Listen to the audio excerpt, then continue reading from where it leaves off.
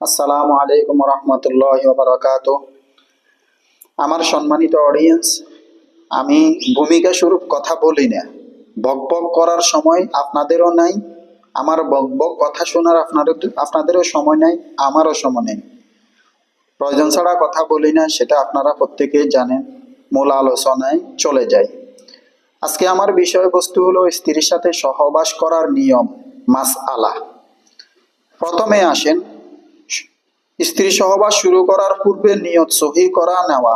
স্ত্রীর সাথে সহবাস করার পূর্বে দিয়ে নিয়তটাকে সহি করে নেওয়া, অর্থাৎ এই নিয়ত করা যে এই হালাল পন্থায় যৌন চাহিদা পূর্ণ করার দ্বারা হারামে পতিত হওয়া থেকে রক্ষা পাওয়া যায়।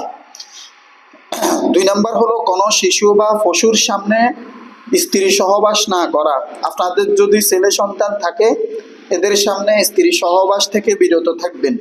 3 নম্বর হলো পর্দা ঘেরা স্থানে সঙ্গম করা, এমন জায়গায় সহবাস করবেন স্ত্রীর সাথে যে পর্দা থাকে।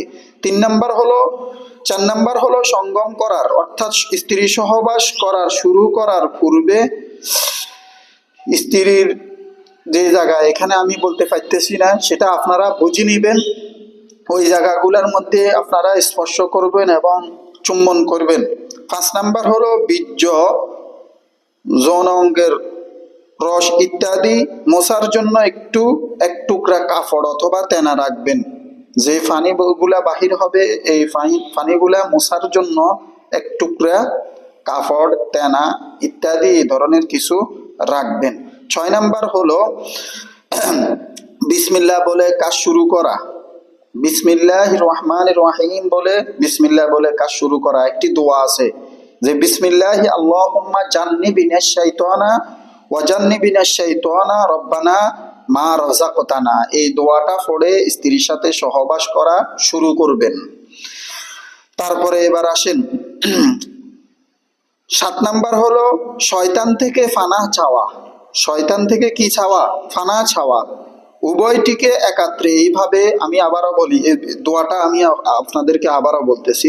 বিসমিল্লাহি আল্লাহুম্মা জান্নিবিনাশ শাইতানা ওয়া জান্নিবিনাশ শাইতানা মা রাযাকতানা। এই দোয়াটি আপনারা পাঠ করবেন। এই দোয়ার তর্জমা অনেক সুন্দর। আমি আল্লাহর নাম নিয়ে এই কাজ আরম্ভ করেছি। হে আল্লাহ, শয়তানকে আমাদের থেকে দূরে রাখুন এবং যে সন্তান তুমি আমাদেরকে দান করবে তার থেকে শয়তানকে দূরে রাখো। সহিহুল বুখারীর মধ্যে এই হাদিসটি এসেছে। রাসূল করিম সাল্লাল্লাহু আলাইহি সাল্লাম এই দোয়াটি পাঠ করতেন। এটা বুখারী শরীফের মধ্যে ইমাম বুখারী সাহেব তুলে ধরছেন। 8 নাম্বার হলো সহবাস অবস্থায় বেশি কথা না বলা। স্ত্রীর সাথে সহবাস যখন করবেন বেশি কথা বলবেন না, বেশি কথা বলা নিষেধ। 9 নাম্বার হলো যে সহবাস অবস্থায় স্ত্রীর যৌনের দিকে নজর না দেওয়া, স্ত্রীর যৌন অঙ্গের মধ্যে নজর না দেওয়া। কিন্তু একটা কথা আছে, হযরত ওমর রাদিয়াল্লাহু তাআলা আনহু থেকে একটি কথা আছে, যৌন অঙ্গের মধ্যে নজর দিতে উনি বলছেন, কারণ এই জন্যই যে এটাকে কি বলে, আপনার উত্তেজনা যেন বাড়ে, এই জন্য আপনি দিতে পারবেন, এতে কোনো সমস্যা তেমন হবে না। ইবনে ওমর থেকে আর কি এই কথাটা লেখা আছে। তারপরে 10 নাম্বার হলো হযরত ইবনে মাসউদ রাদিয়াল্লাহু তাআলা আনহু বলেন, বীর্যপাতের সময় নিম্নোক্ত দোয়া পড়তে হবে।